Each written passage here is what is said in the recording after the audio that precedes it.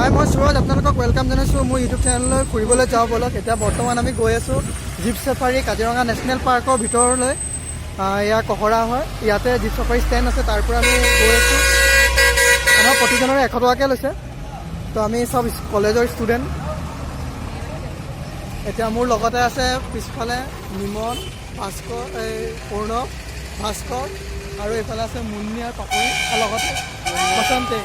তো আমি চব একেলগে গৈ আছোঁ। এয়া হৈছে কাজিৰঙা, পিছফালে আছে কাজিৰঙা নেশ্যনেল পাৰ্কৰ মেইন গেট। ইয়াৰ ভিতৰলৈ যাম আৰু ভিতৰত থকা জীৱ জন্তুসমূহ আমি চাবলৈ চেষ্টা কৰিম আৰু কি কি ভিতৰত আছে ওলাইছে। ঠিক আছে, আমাৰ ভিডিঅ'টো আৰম্ভ কৰোঁ। ক'লোঁ let's go' for a ride Kaziranga National Park. আমি লাহে লাহে ভিতৰলৈকে সোমাইছোঁ কাজিৰঙা নেশ্যনেল পাৰ্কৰ ভিতৰলৈকে। ৰ'বা হে, ৰাস্তা এনেবি এইটো ঠিক তেনেকুৱা।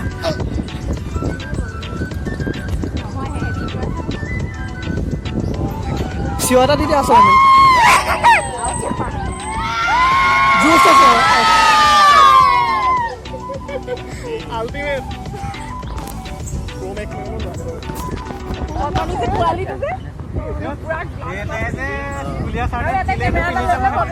আচলতে মানে কোনো প্লেন নাছিলে জীপ চাফাৰী কৰাৰ, খালি জাষ্ট পিকনিক খাম আৰু তাৰপিছত অৰ্কিড পাৰ্ক কৰিম আৰু ঘৰলৈ যোৱাৰ প্লেন আছিলে।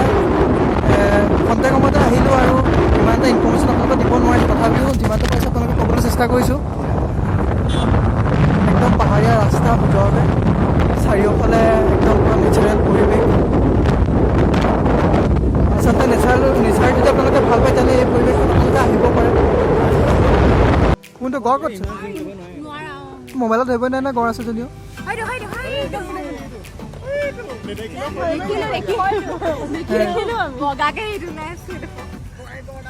এই পথাৰ মাজত ইমান গাল গৰুৱে চাইছোঁ ভাই, মোবাইলৰ কেমেৰা ভালকৈ নাহে। দাদা হৰিণ চৰিণ দেখিব পোৱা যাবনে? একদম ওচৰৰ পৰা চাব পৰা হ'লে ব'লকচোন, মানে অলপ অলপ অলপ আহিলে হৈছে আৰু।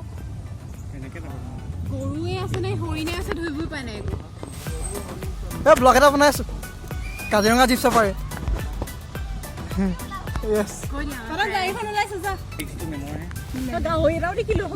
গাহৰি আছে অনলি ফৰ পৰ্ক লাভাৰ। আজি অৰ্ণৱে মাংস খাব আৰু অৰ্ণৱ মাংস ভাত। আচলতে আমি চব কলেজৰ আমাৰ ডিপাৰ্টমেণ্ট বটানী ডিপাৰ্টমেণ্ট সকলোৱে আমি ইয়াত পিকনিক খাবলৈ আহিছোঁ। তাৰে মাজতে কাজিৰঙাৰ এটা সুন্দৰ এটা ঠাই, সেইকাৰণে আমি ওলাই পৰিছোঁ অকণমান ভিতৰ ভাগখন চাবলৈ। এয়া একদম গ্ৰাম্য পৰিৱেশ। লাহে লাহে গৈ আছোঁ, আপোনালোকে ভিডিঅ'টো চাই থাকিব, স্কিপ নকৰিব শেষলৈকে। এয়া সিফালে হাতী আছে, মোবাইলত কেনেবাকৈ ধৰিব পৰা নাই। আপোনালোকে ইয়াত আহিব পাৰে, ৰাতিপুৱা সময় আছে, সেই সময়ত আপুনি হাতী চাফাৰী কৰিব পাৰে। আপোনালোকক দেখাইছোঁ এই বনৰীয়া হাতী, সেয়া বনৰীয়া হাতী এটা আছে।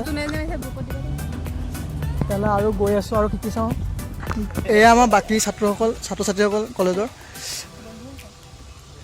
হলিমলি গাইজ কৈ দি, হলিমলি গাইজ।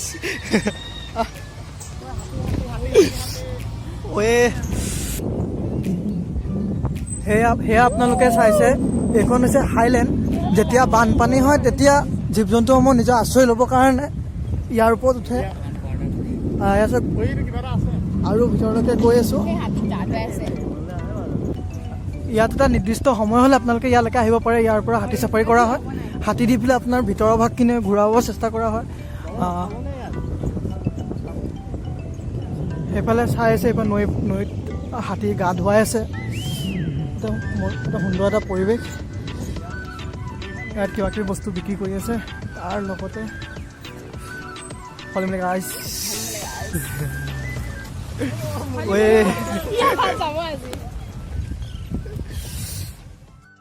আমি এতিয়া কাজিৰঙা নেশ্যনেল পাৰ্ক কহৰা, এইটো কি ঠাই বুলি কয় দাদা? এইটো মিহিমুখ বুলি কয়। আপোনালোকে ইয়াত জীপ চাফাৰী মানুহৰ পৰা কেনেকুৱা পাইছে, মানে মানুহে কি কয় ইয়াৰ জীপ চাফাৰী কৰাৰ পিছত? মানুহখিনি ভালেই পায়। ইয়াত কাজিৰঙাত এশিঙীয়া গঁড়ৰ কাৰণে বিখ্যাত, ৱৰ্ল্ডত বিখ্যাত হৈ আছে গঁড়।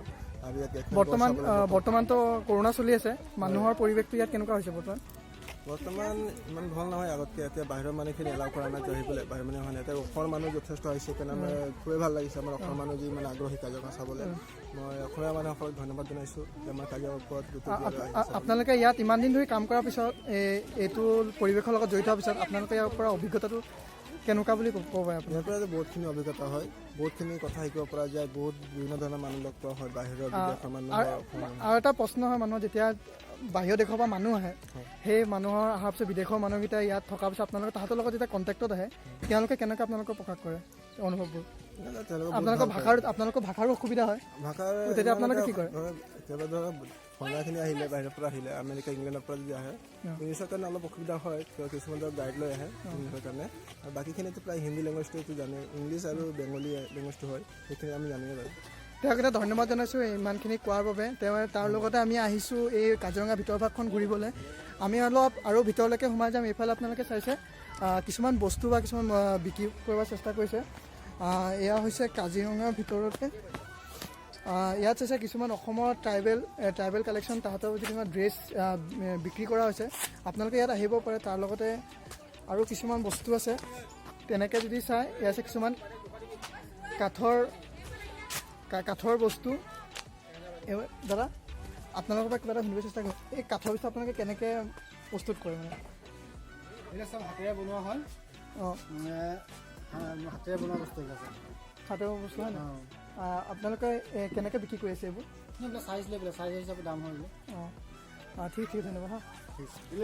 সেয়া অকণমান আপোনালোকে জনাব চেষ্টা কৰিলোঁ। তেতিয়াহ'লে আমি লাহে লাহে গৈ আছোঁ। এতিয়া আমি আকৌ যাম পিকনিক য'ত আমি খাই আছোঁ তালৈকে যাম। তেতিয়াহ'লে আপোনালোকে ভিডিঅ' চাই থাকক আৰু কি কি আছে মই আপোনালোকক দেখাম। ধন্যবাদ। গোটেই চাফাৰীখনত যেতিয়া এজন মানুহ আহিব ফুৰিবলৈ তেওঁ কিমান টকা লৈ আহিব লাগিব এইখন ফুৰিবলৈ? এখন গাড়ী বুক কৰিব লাগে। গাড়ীখন আপোনাৰ 6জন যায় মেক্সিমাম 6জন। তো 6জনত আপোনাৰ 3050 টকা হয়। 6জনত 3050 টকা। আৰু যদি ষ্টুডেণ্ট আহে তেতিয়াহ'লে তাহাঁতৰ কেনেকুৱা ব্যৱস্থা আছে? ষ্টুডেণ্ট আহিলে কলেজৰ পৰা প্ৰিন্সিপালৰ পৰা ষ্টাম্প পেড লিখাই আনিব লাগিব। তেতিয়াহ'লে তেতিয়া 50% এটা ডিছকাউণ্ট দিয়ে। যোনটো ফৰেষ্ট পাৰ্মিশ্যন লাগে তেতিয়া এইটোৰ পৰা ডিছকাউণ্ট দিয়ে। তেওঁ কৈছে যে যদি আপোনালোকে ষ্টুডেণ্ট হয় তেতিয়াহ'লে প্ৰিন্সিপালৰ পৰা যদি কিবা এটা এপ্লিকেশ্যন লৈ আহে তেতিয়াহ'লে ইয়াত আপোনালোকে ৰেহাই পাব। আৰু বাকী এতিয়া আমি জীপ চাফাৰী কৰিলোঁ। এতিয়া আমি গৈছোঁ আমাৰ পিকনিক স্থললৈ। সেইটো আপোনালোকে দেখাবলৈ চেষ্টা কৰিম কেনেকৈ আমি পিকনিক খাই আছোঁ। ঠিক আছে তেতিয়াহ'লে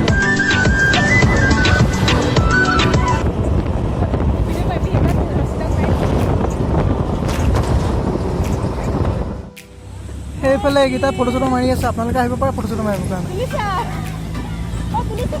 তামাম ফটো তুলি আছে এইবোৰ। Wow amazing. ইয়াৰ বৰ্তমান ঠাণ্ডা দিন চলি আছে যাৰ কাৰণে অসমৰ বিভিন্ন ঠাইৰ পৰাই ষ্টুডেণ্টসমূহ আহিছে পিকনিক খাবলৈ। চব শিক্ষামূলক ভ্ৰমণ লিখা আছে। এয়া চব ষ্টুডেণ্টসকল হয়। মই আপোনালোকক এতিয়া আমি য'ত পিকনিক খাই আছোঁ সেই পিকনিক ঠাইডোখৰ আপোনালোকক দেখাবলৈ চেষ্টা কৰিম। যেতিয়া ব্লগ এটা বনালোঁ যেতিয়া এতিয়া সেই ঠাইটোৰ মিছ নকৰি পেলাই আপোনালোকে সেইটোও দেখাবলৈ চেষ্টা কৰি আছোঁ। আমি পাই গ'লোহি লাহে লাহে সোমাইছোঁ। কেনেকুৱা লাগিলে চবে কৈ দিয়া বাৰু। এই মাংস খাব কেনেকুৱা লাগিলে?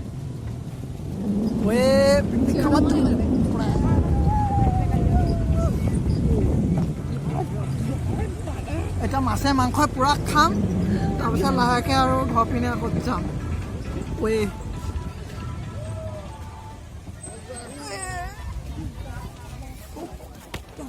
এই মাংস খাম মানুহ পিকনিক খাবৰ জেগাতে খাই দিওঁ। দাদাক কৈছোঁ এয়া হৈছে আমাৰ পিকনিক খোৱা ঠাইডোখৰ। দাদা আপোনাৰ দাদা আপুনি খোৱাৰ বিষয়ে কি ক'ব? কেনেকুৱা লাগিছে? একদম ভাল লাগিছে। ভাল লাগিছে। কি কি বনাইছে? মাছ মাংস দালি চব্জি ভাত বনাই আছোঁ। চব বনাইছোঁ। ঠিক আছে। এয়া হৈছে আমাৰ পিকনিক খোৱা চব পৰিৱেশ। আমি চব সকলোৱে ইয়াতে আছোঁ। এনেদৰে আমি পিকনিক খাই আছোঁ কাজিৰঙাৰ কহৰা। আপোনালোকে ইয়াত আহিব পাৰে। নৈৰ বুকুত নৈৰ পাৰত এটা সুন্দৰ পৰিৱেশ নেচাৰেল এটা ফিল। মই সকলোকে ধন্যবাদ জনাইছোঁ আমাৰ DKT কলেজৰ ইমান ধুনীয়া এটা পিকনিক এৰেঞ্জমেণ্ট কৰাৰ কাৰণে। অৱশ্যে আমাক খোৱা ৰেডি এটা খাবলৈ লৈছোঁ। এয়া মোৰ মাছ ভাত। মই আচলতে মাংস নাখাওঁ নলওঁ।